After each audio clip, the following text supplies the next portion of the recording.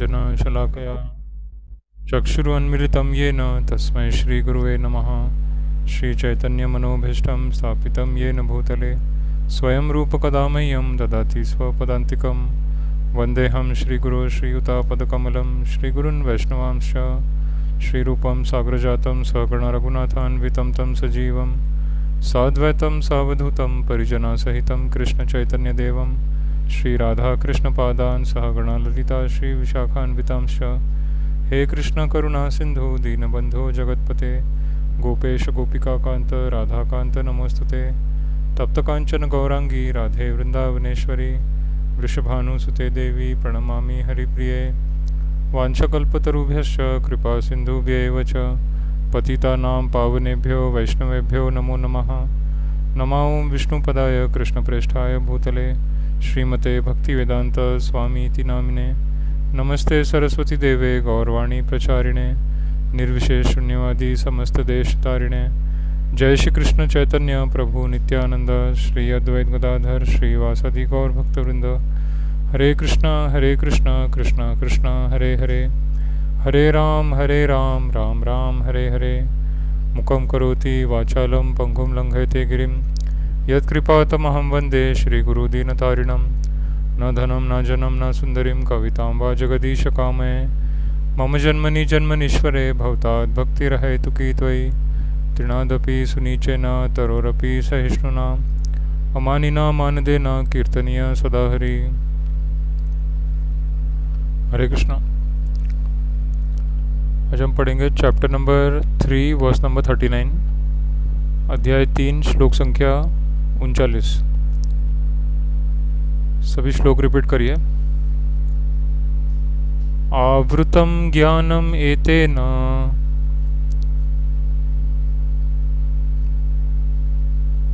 आवृतं ज्ञानमेतेन ज्ञानिनो नित्यवैरिणा ज्ञानिनो नित्यवैरिणा कामरूपेण कौन्तेय कामरूपेण कौन्तेय दुष्पुरेणानलेन च। दुष्पुरेणानलेन च। आवृतं ज्ञानम् एतेन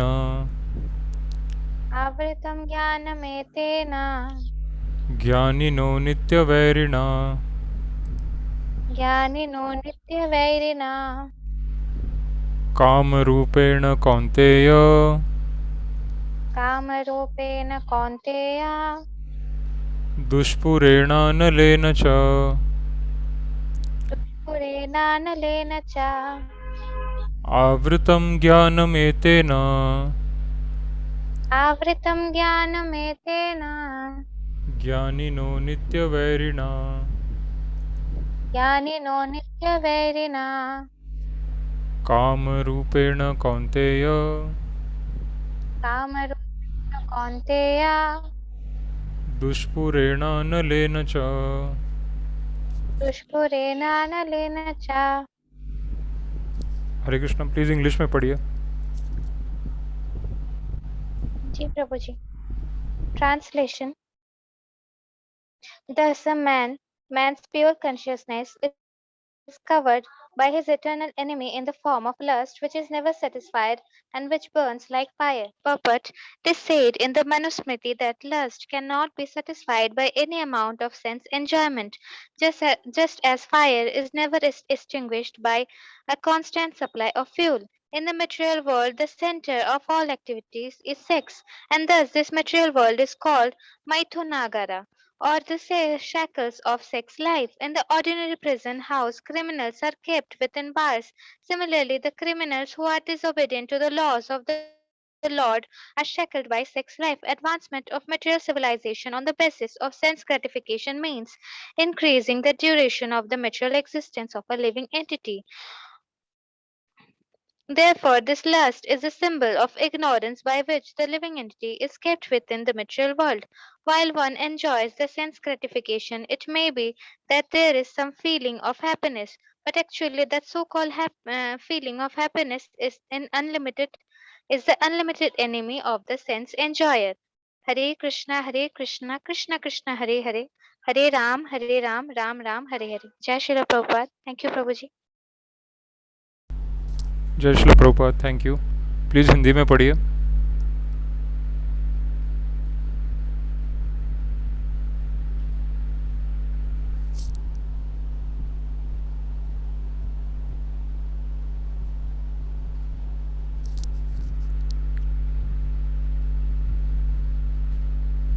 हरे कृष्णा, हिंदी में कोई पढ़ सकता है प्लीज़?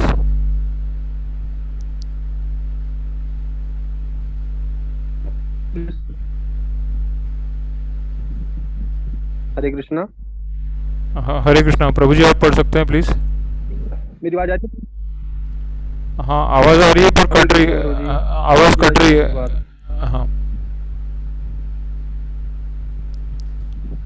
यहाँ में नेटवर्क की थोड़ी प्रॉब्लम है, इसलिए इस प्रकार ज्ञानमय जीवात्मा की शुद्ध चेतना उसके काम रूपी नित्य शत्रु से ढकी रहती है, जो कभी भी तुष्ट नहीं होता और अग्नि के समान जलता रहता है। तात्पर्य। जय श्रील प्रभुपाद। कितना भी नहीं प्रभु जी आपकी आवाज़ बार बार कट रही है। प्रभु जी प्लीज किसी और कोई पढ़ सकता है प्लीज? हाँ मंजू, आप नेटवर्क बहुत वीक है प्रभु जी। मंजू आप पढ़ सकते हैं? हरे कृष्णा, मंजू आपको आवाज़ आ रही है मेरी?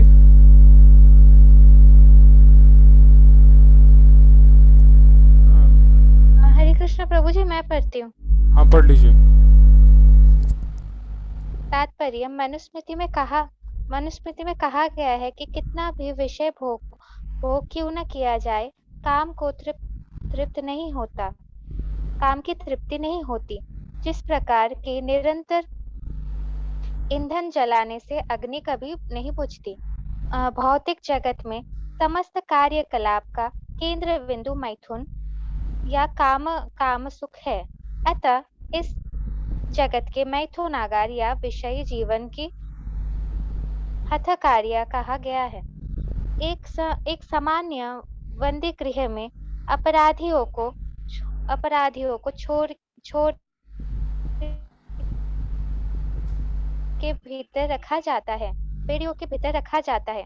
इसी प्रकार जो अपराधी भगवान के नियमों को अवज्ञा करता है, वो मैथुन जीवन द्वारा बंदी बनाए जाते हैं। इंद्रिय तृप्ति के आधारों पर भौतिक सभ्यता की प्रगति का अर्थ है इस जगत में जीवात्मा की बंधन अवधि का बढ़ाना।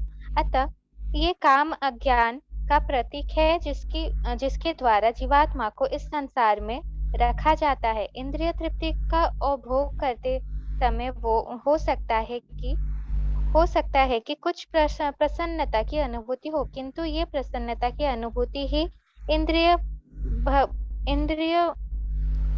भोक्ता का चरम शत्रु है। हरे कृष्णा कृष्ण कृष्ण हरे हरे, हरे राम राम राम हरे हरे। जय श्री प्रभुपाद। हरे कृष्ण प्रभु जी। हरे कृष्णा। जय श्री प्रभुपाद। तो यहाँ पे इस श्लोक में बहुत महत्वपूर्ण बात बताई है कि ये जो जगत है ये एक बंदी गृह की तरह है, एक प्रिजन की तरह है, और इसमें उनको डाला जाता है जो भगवान के नियमों का पालन नहीं करते हैं। तो श्रीला प्रभुपाद जी ने इसके लिए बहुत सारे एग्जाम्पल दिए हैं, और प्रभुपाद जी कहते हैं कि जैसे एक पंछी होता है, वो इस दुनिया में एक पिंजरे के अंदर डाल दिया जाता है, तो उस पंछी को रिहा करने के लिए उसका जो इस पंछी को रिहा करने के लिए उसको किसी को बाहर से आके उसके पंछी का दरवाज़ा खोलना पड़ता है, उसके पिंजरे का दरवाज़ा खोलना पड़ता है। तो जैसे यहाँ पे हम पढ़ सकते हैं, in the prison house if you think a first class prison is very nice, but after all it is a prison house, your independence is cut down. So similarly here in this material world it is simply varieties. We call this is first class, this is second class, this is third class. Actually it is all third class. divided into varieties by her threefold modes. Material nature creates the forms of the living entities, and living entities seeing this are illusioned by the knowledge covering feature of the illusory energy. तो ये point बहुत important है यहाँ पे कि माया किस तरह हमें बंधन में बांध देती है। तो माया जो है उसके 3 गुण होते हैं, ये त्रिगुणमयी माया है। इस त्रिगुणमयी माया में सबसे पहले सत्वगुण, रजोगुण और तमोगुण ये हमको बांध लेते हैं। तो रजोगुण और तमोगुण सबसे ज़्यादा बांधने वाले हैं, क्योंकि रजोगुण का मतलब है कि बहुत सारी शारीरिक इच्छाएं होती है, बहुत सारे डिज़ायर्स होते हैं। और तमोगुण का मतलब है कि बहुत आलस और निद्रा और नशीले पदार्थ का सेवन करना, वो तमोगुण है। और रजोगुण मतलब अपनी असंख्य इच्छाओं की पूर्ति के लिए प्रयास करना। और सत्वगुण में थोड़ा बहुत ज्ञान होता है, पर सत्वगुण में भी अहंकार होता है कहीं ना कहीं कि हम लोग हाई क्लास है, फर्स्ट क्लास है। जैसे प्रभुपाद ने यहाँ पे बताया है, in the prison house if you think a first class prison is very nice, but after all it is a prison house. तो सत्वगुण का मतलब है कि फर्स्ट क्लास, मतलब कि बहुत साफ़ सुथरा रहता है, पूजा पाठ करता है और बहुत उसको श्लोक आते हैं, वेद पढ़े हैं, पर वो फर्स्ट क्लास प्रिजनर है अगर वो भक्ति नहीं करता है। तो अगर वो केवल अपनी ज़रूरतों के लिए पूजा पाठ करता है पर भगवान की भक्ति नहीं करता, प्रेम नहीं करता भगवान से, और भगवान की महिमा नहीं करता, गाता, तो ऐसा व्यक्ति जो है वो फर्स्ट क्लास प्रिजनर है। हालांकि वो बहुत साफ़ सुथरा रहता है और बहुत उसको सारे श्लोक आते हैं वेदों के, पर अगर वो भगवान का भक्त नहीं है, अगर वो कृष्णा से, भगवान से प्रेम नहीं करता है और भक्ति नहीं है उसके अंदर, तो फिर वो फर्स्ट क्लास प्रिजनर है। तो प्रभुपाद जी समझाते हैं कि चाहे फर्स्ट क्लास हो या सेकंड क्लास हो या थर्ड क्लास हो, हम सब प्रिजनर है। और हम सब इस संसार में शारीरिक सुखों से बंधे हुए हैं। शारीरिक और मानसिक और बुद्धि के लेवल पे हम लोग अपनी इच्छाओं को पूरी करने का प्रयास कर रहे हैं। तो यही हमारे बंधन का कारण है, इसीलिए हम बंधे हुए हैं। और हम इससे तभी बच पाएंगे जब हम कृष्णा की सेवा करते हैं। भगवान की सेवा किए बिना कोई इस माया से बच नहीं सकता। तो जो लॉ यहाँ पे बताया गया है कि जो भगवान के नियमों का पालन नहीं करता, who are disobedient to the laws of the lord, तो यहाँ प्रश्न ये है कि भगवान के नियम क्या है। तो नियम एक ही है, हमेशा नित्य रूप से भगवान की सेवा में लगे रहना। माम च यो अव्याभिचारेण भक्ति योगेन सेवते सगुणान समतित्यैतान ब्रह्म भूयाय कल्पते। भगवान अर्जुन से कहते हैं अध्याय 14 में कि जो मेरी नित्य सेवा में लगा रहता है, जो कभी भी चूकता नहीं है सेवा करने से, उसका जो शेड्यूल है सेवा करने का उसमें चूकता नहीं है, वो ऐसा जो भक्त है, जो नित्य सेवक है, वो ब्रह्म पद पे आ जाता है। ब्रह्म भूयाय कल्पते। और ब्रह्म पद पे जो व्यक्ति आ जाता है, जो भक्त ब्रह्म पद पे आ जाता है, वो फिर कभी भी माया में वापस नीचे नहीं गिरता। सगुणान समतित्यैतान ब्रह्म भूयाय कल्पते। तो जितने भी गुण हैं, सत्वगुण, रजोगुण, तमोगुण, इन सभी गुणों के प्रभाव से वो ऊपर चला जाता है। और जैसे ही वो तीनों गुणों से परे चला जाता है, निर्गुण अवस्था में चला जाता है, फिर उस पर कोई प्रकृति के गुण असर नहीं कर सकते, क्योंकि उसे पता है कि प्रकृति के गुण सिर्फ शरीर पे असर करते हैं, आत्मा को टच नहीं कर सकते, आत्मा को छू नहीं सकते। और आत्मा कभी भी पाप में लिप्त नहीं हो सकती। केवल शरीर पाप में लिप्त हो सकता है और शरीर पे पाप के असर हो सकते हैं, पर आत्मा पे उसका असर नहीं हो सकता। तो जिसको इस बात का साक्षात्कार हो जाता है, वो इस दुनिया में रहते हुए भी पापों से दूर रहता है। मतलब रहता वो इसी दुनिया में है, पर और वो शरीर में ही रहता है, पर उसे पता है कि ये शरीर नित्य नहीं है, ये हमेशा नहीं रहेगा। और जब तक शरीर है तब तक वो प्रकृति के गुणों से उसका संपर्क चलता रहेगा, और वो शरीर से पूरी तरह से अनासक्त होता है। तो शरीर के कार्य चलते रहते हैं, वो बस अपने शरीर को देखता है कि अभी मेरा शरीर उठ रहा है, अभी मेरा शरीर कुछ खा रहा है, अभी मेरा शरीर सो रहा है और अभी मेरा शरीर चल रहा है। इस तरह से वो बस अपने शरीर को देखता है कि मेरे शरीर में ये सब कुछ हो रहा है। मैं खाना खा रहा हूँ, फिर खाने का पाचन हो रहा है, फिर मैं अपना स्टमक क्लियर करता हूँ, फिर मैं सफाई करता हूँ, मैं कपड़े चेंज करता हूँ, मैं कुछ देखता हूँ, मैं कुछ बोलता हूँ, मैं कुछ सुनता हूँ। इस तरह से शरीर की प्रक्रियाएं चल रही है। बट जिसको साक्षात्कार हो चुका है आत्मा का, वो बस अपने शरीर को ऑब्ज़र्व करता है कि शरीर में ये सब कुछ प्रोसेस हो रहा है, अपने आप हो रहा है और ये प्रकृति के गुणों के अनुसार हो रहा है। तो कभी आलस आती है, कभी बहुत एनर्जी होती है बॉडी में, कभी बहुत नींद आती है, कभी हम बहुत साफ़ सुथरे रहते हैं, कभी हम आलस करते हैं नहाने धोने में। तो शरीर में अलग अलग प्रकार के प्रक्रियाएं चलती रहती है। पर जिसको साक्षात्कार हो चुका है आत्मा का, वो तो बस ये देखता है कि मेरे शरीर में ये सब कुछ हो रहा है, मेरे शरीर में ये सारी इंद्रियां हैं और हर एक इंद्रिया, मतलब मेरे पास जितनी इंद्रियां हैं उस इंद्रियों का कोई ना कोई विषय है और मेरे इंद्रियां, मेरे शरीर की में जो इंद्रियां हैं, मन है, बुद्धि है, ये अपने अपने विषयों में लगा हुआ है और मैं तो इससे अलग हूँ। तो मैं तो बस देख रहा हूँ कि ये सब कुछ हो रहा है। तो इसका मतलब है कि अब हम शरीर के स्तर से ऊपर चले गए।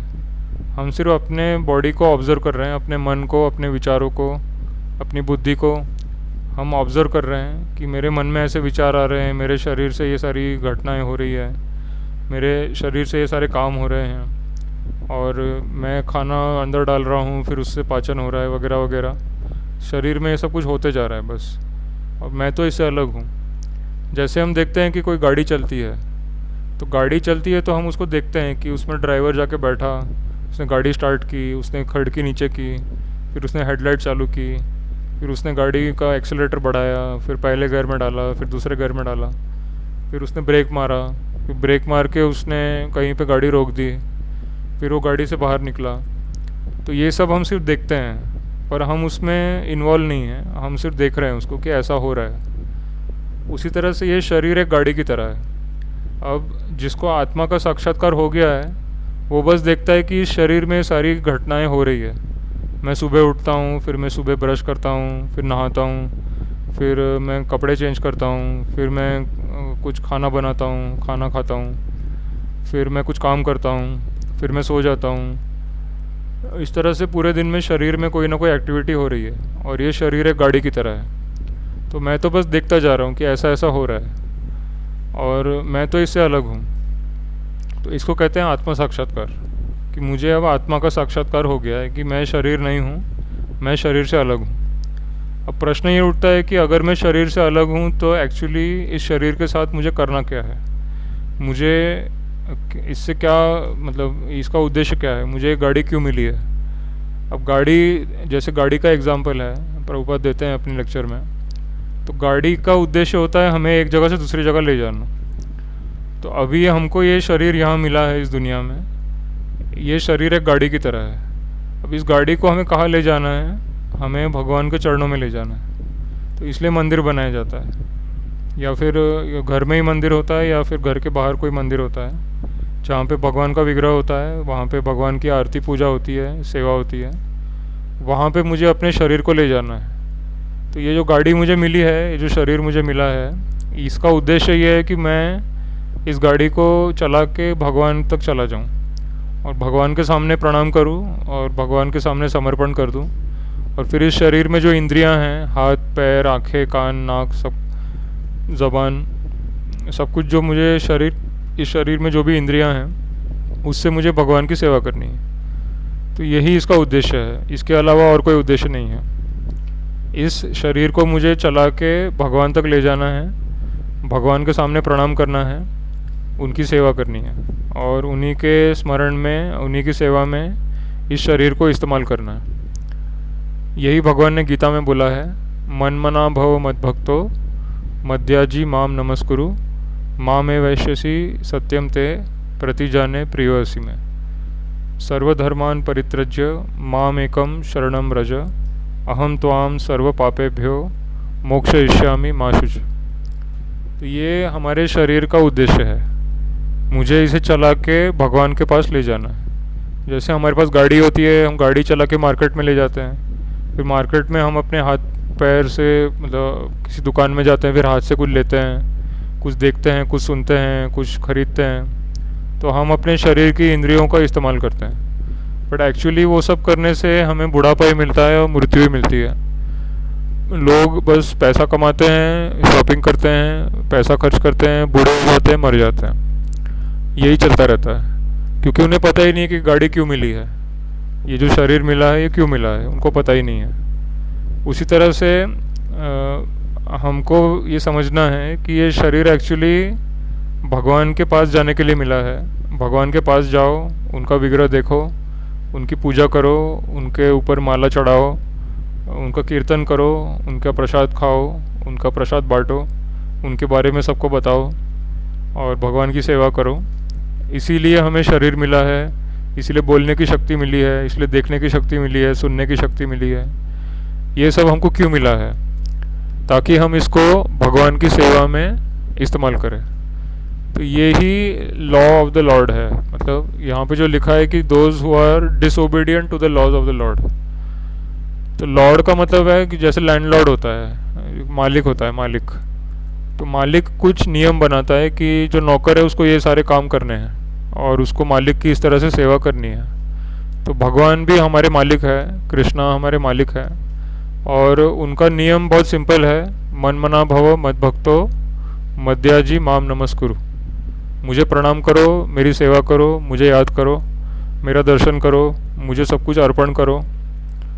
यही करने के लिए हमको बनाया गया है। तो ये ही भगवान का नियम है, यही लॉ ऑफ द लॉर्ड है। और इस कानून को जो नहीं मानता, इस कानून को जो तोड़ता है, फिर उसके मन में काम वासना आ जाती है और उसको बांध लिया जाता है और फिर वो उस काम वासना को ख़त्म नहीं कर पाता, उसी में बंधा रहता है और फिर वो उसका जीवन ऐसे ही ख़राब हो जाता है, ऐसे ही बुढ़ापा आ जाता है, शरीर ख़त्म हो जाता है। तो इसीलिए हमें भगवान का नियम समझना है। भगवान का नियम बहुत सरल है कि मेरे भक्त बनो, मुझे नमस्कार करो, मेरी सेवा करो, अपनी इंद्रियों को सेवा में लगाओ। तो रूप गोस्वामी बोलते हैं, सर्वोपाधि विनिर्मुक्तम तत्परत्वेन निर्मलम ऋषिकेन ऋषिकेश सेवनम भक्ति रुच्यते। भक्ति का मतलब है हमेशा भगवान को, ऋषिकेश को याद करना। ऋषिकेश का मतलब है जो हमारी इंद्रियों के स्वामी हैं। तो भगवान कृष्ण हमारी समस्त इंद्रियों के स्वामी हैं। हमारे शरीर में 10 इंद्रियां हैं, कर्मेंद्रिया और ज्ञानेंद्रिया, 5 कर्मेंद्रिया, 5 ज्ञानेंद्रिया और मन। तो हमारे मन के स्वामी कृष्ण हैं, हमारी इंद्रियों के स्वामी कृष्ण हैं, और कृष्णा की सेवा में लगाने के लिए आए हैं शिला प्रभुपाद। तो प्रभुपाद जी हमें मार्गदर्शन दे रहे हैं कि कैसे हमेशा भगवान के सेवा में अपने मन को, अपने शरीर को लगा के रखना है। और अगर हम इस नियम का पालन करते हैं तो माया हमें टच नहीं कर सकती। माया का सबसे बड़ा हथियार यहाँ बताया है मैथुन, मैथुन या अगर। ये माया का सबसे बड़ा हथियार है। हमें हमारे मन में आकर्षण हो जाता है स्त्री के प्रति या स्त्री को पुरुष के प्रति शारीरिक आकर्षण हो जाता है। ये माया का सबसे बड़ा हथियार है। अगर इससे बचना है, इस माया से बचना है, तो हमेशा भगवान की सेवा में लगे रहना है। यही भगवान की नियम है। भगवान का नियम का मतलब है भगवान की सेवा में लगे रहना। तो सुबह से लेकर रात तक हमें कोई ना कोई सेवा करते रहना है भगवान की। हमें एक भी सेकंड के लिए खाली नहीं बैठना है। जैसे टाइम मिलता है हमें कुछ ना कुछ सेवा करनी है भगवान की। तो इससे हमारा मन हमेशा शांत रहेगा, इंद्रियां हमेशा कंट्रोल में रहेगी, और हम फिर कोई गलत काम नहीं करेंगे और हम कोई पाप नहीं करेंगे। तो पाप से बचने का, माया से बचने का ये एकमात्र तरीका है कि हमेशा भगवान की सेवा में अपने आप को लगा के रखना है। यही बेस्ट सॉल्यूशन है, इसके अलावा कोई सॉल्यूशन नहीं है। तो यहाँ पे कोई प्रश्न या डाउट किसी को है तो पूछ सकते हैं।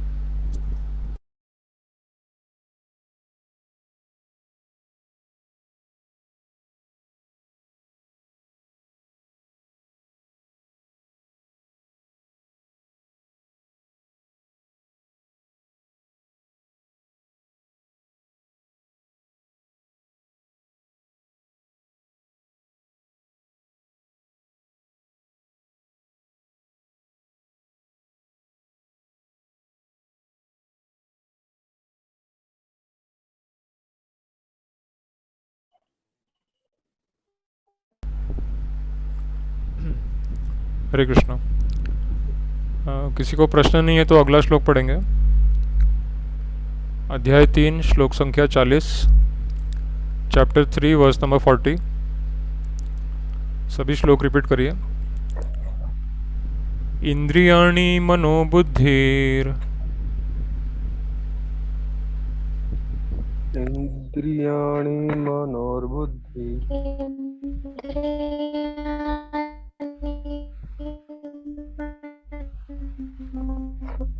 हरे हरे कृष्णा। श्री माता जी, आपका आवाज़ ब्रेक हो रहा है। पता नहीं, शायद कोई नेटवर्क प्रॉब्लम है। या तो आप अपनी आवाज़ म्यूट कर दीजिए।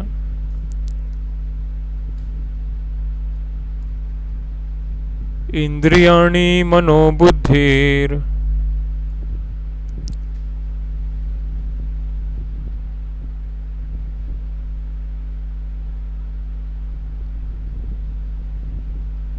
हरे कृष्णा, प्लीज श्लोक रिपीट करिए। इंद्रियाणि मनोबुद्धिर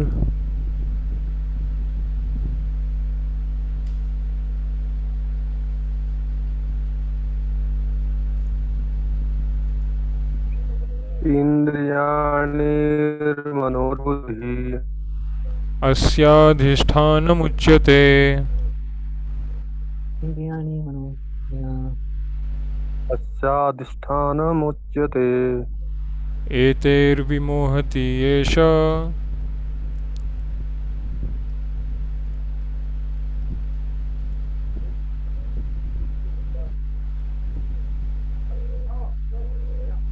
हरे कृष्णा, प्लीज श्लोक बोलिए। आवाज आ रही है सबको?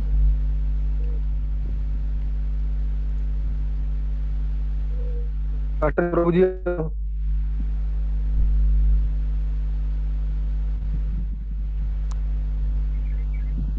हरे कृष्णा, मेरी आवाज आ रही है सबको?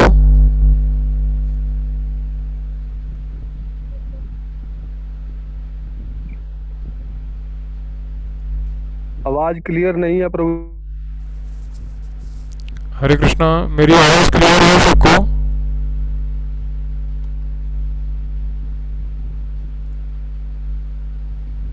जी प्रभु जी, आ रही है।